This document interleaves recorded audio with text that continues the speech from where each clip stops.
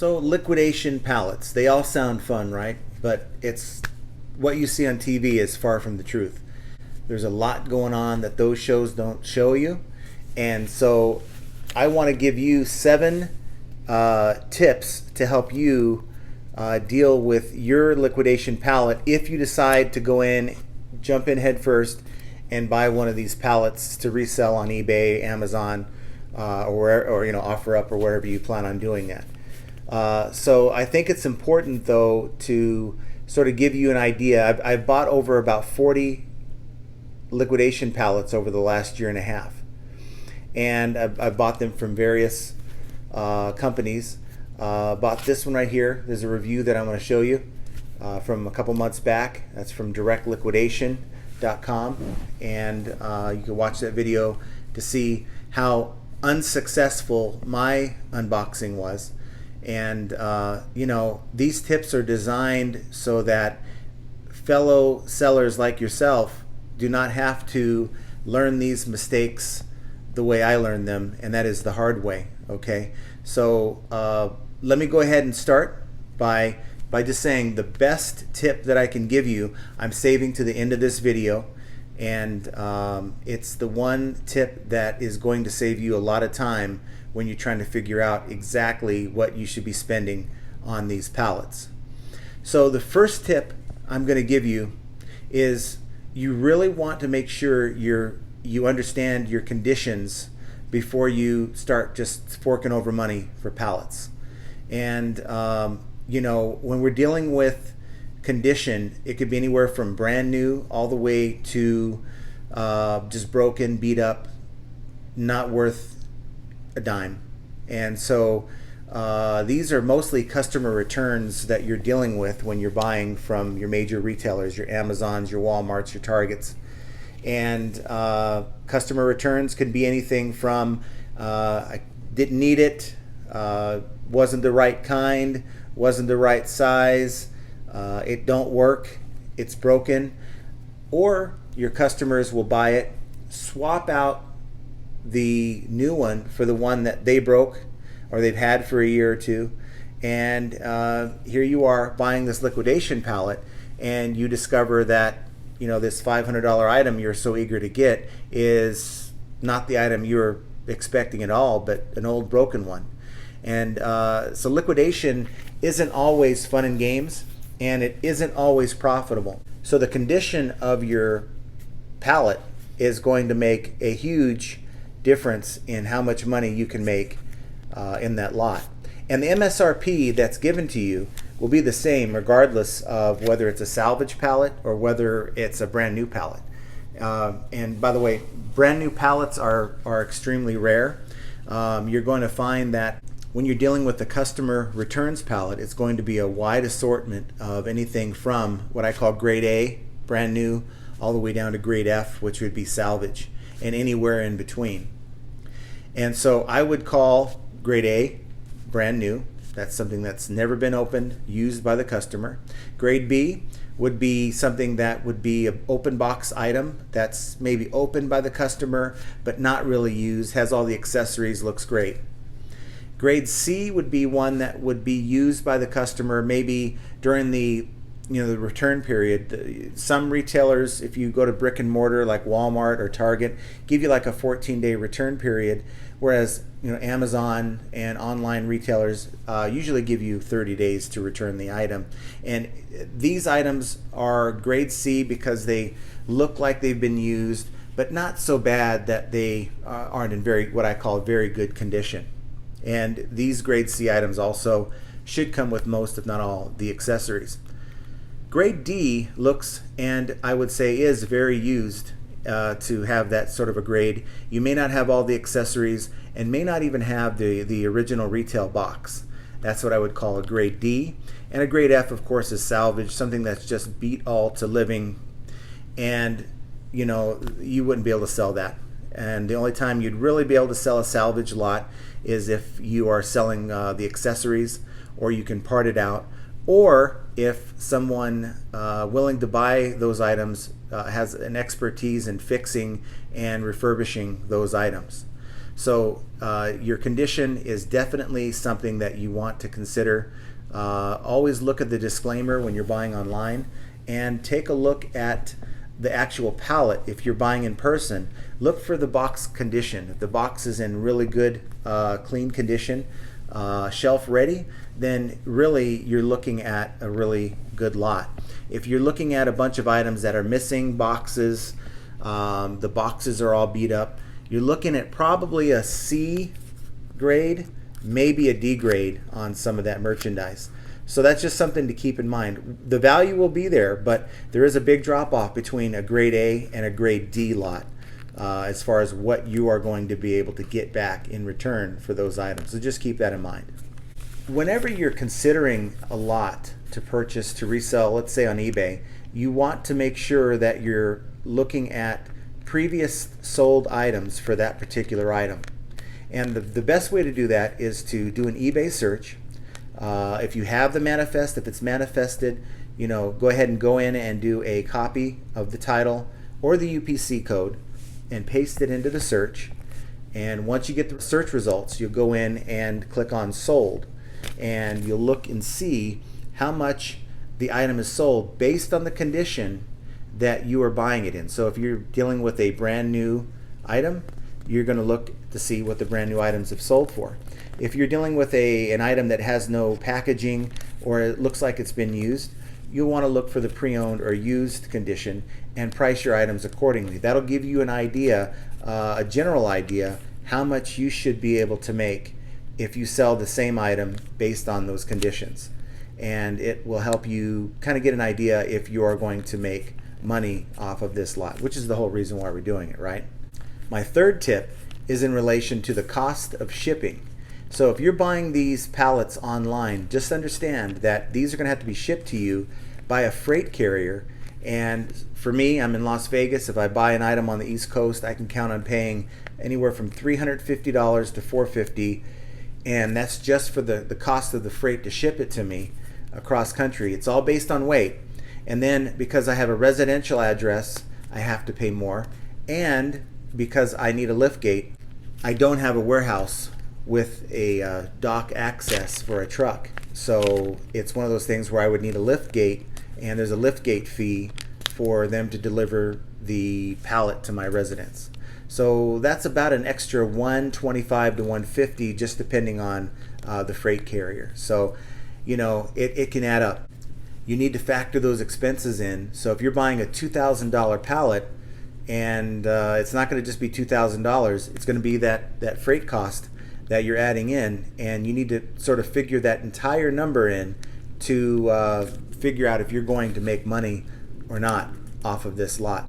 So the Extreme Unboxing Show, it doesn't really state any of those extra costs. It's almost as if they went and picked up those items. I can tell you, I've watched a couple of those different couples that they have on that show, and they're getting those pallets delivered to them. So they may tell you, hey, I spent $2,000 on this pallet, but what some of them, not all of them, but what some of them may forget to tell you is they're paying an additional cost for the freight, for the lift gate, and also another expense I'm going to talk to you about right now, and that's the next step. If you're buying off of certain liquidation sites like liquidation.com or Bstock is another one, where they're not the ones actually selling you the merchandise. They allow a third-party liquidator to come in, and they allow them to put their merchandise for sale, and they will charge, not the seller, they'll charge the buyer, that's you, a 10% fee for the honor of buying merchandise on their site. They call that a buyer's premium. Don't you wish there was one of those on eBay? I think that would help a lot, right? But nonetheless, I digress. This is an extra fee you have to consider. So if you're buying from liquidation.com or let's say Bstock, and I'm sure there's some others out there, if you have a $2,000 pallet, add another $200 onto that, and if you're not picking it up, whatever that extra cost that I just told you about with freight. So as you can see, the costs can and definitely will start to stack up. My sixth tip is in regards to making sure that you have the space in your home or your garage to store large pallets. My garage is set up for about 3 to 4 pallets. I have racks, I have my photo area set up, and if I went beyond 3 or 4 pallets, I'd really be having a problem, and I really wouldn't be able to work efficiently in there.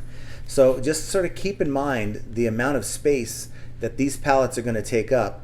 Don't consider buying a half to a full truckload if you don't have the room, because it's going to cause a logistical nightmare for you. My 6th tip is in regards to the type of items that you're buying. I think it's a mistake to buy just a random pallet of just random things that you have no experience dealing with, because at some point, remember, these are customer returns and the customers have returned them for a reason. So if you don't have the ability to understand what you're looking at or even test the item, you're inviting more returns than you might be used to receiving. And so I try to stick with items I have some familiarity with, so that I can understand why an item may not be working, versus item I have really no hands-on experience with, and I might be overlooking something simple and basically selling it as a broken item when there's really nothing wrong with it. So it's preferable that you find pallets that you're comfortable with. And plus, it's good to sell items. I think it's more interesting to sell items that you have familiarity with, because if you're used to selling clothes and then you jump into electronics, you may not be having as much fun with the merchandise. It might be more fun to you to sell clothes and accessories and things like that, versus things you're not used to doing. And the last thing you want to do is sell items that you're not motivated to sell. So just something to keep in mind. Try to stay within something that you're comfortable with when it comes to selling these pallets. Because I've actually bought a pallet before that had just random stuff in it, and off the top of my head, something looked like it had no value. I just put it aside, and a week or two later, I go back to now what is called my death pile, and I scan it and realize, wow, this thing was valuable and I could have sold it, but I just didn't know what I had. So just kind of keep that in mind. So you've made it this far in the video. I want to thank you for making it this far in the video. Before I give my last tip, do me a favor and smash that like button. I would really appreciate that. If you found this information useful, please hit that like button. It would really make a difference. My last tip is the formula that I use when I'm determining how much do I spend on this pallet, because the whole goal in sourcing is making money. That's why we do this. We don't do this for free. Otherwise, we just go back and work a 9 to 5, or we pick up shifts at our current 9 to 5. So the whole idea is financial independence. And the way you win at the sourcing game is by sourcing better than your competitor. Now, what my competitor does has no direct effect on me, but if I am not buying my product in such a way where I can make a profit, or making a very small profit, it's going to be a lot harder for me to reach my goals. So I want you to reach your goal, and being able to not have to work at your 9 to 5, or being able to take that vacation that you want to take. And the way you do that is you source more effectively. And so what I do is I take this formula I'm about to show you and I apply it. Now, when you're looking at pallets, you're dealing with an MSRP. That's the manufacturer's suggested retail price. And a lot of MSRPs are incorrect. They are inflated in some cases because the liquidator is trying to boost up the value to get you to spend more. So there's really not a way. I mean, you can sit there and go through, if you have a manifested pallet, to try to figure out what the true MSRP is, but I really think that's a waste of your time. And if you're doing this in person and looking at a pallet, you're really not going to have a good idea exactly if that MSRP is accurate or not. I can tell you, though, that in my experience, your Amazon pallets are probably the closest to being accurate than any other company I've bought from. So just something to keep in mind on that. So the tip that I have for you is a 40 by 40 method. I call it my 40 by 40 method. And what I do is this. Let's just, for example, say that you're looking at a pallet that is listed as a $10,000 MSRP. That's the value that is listed on the pallet. Well, what I do is I will take that $10,000. I will then multiply that amount by 0.4. And that is the amount that I expect to earn or make once I sell the contents of this pallet.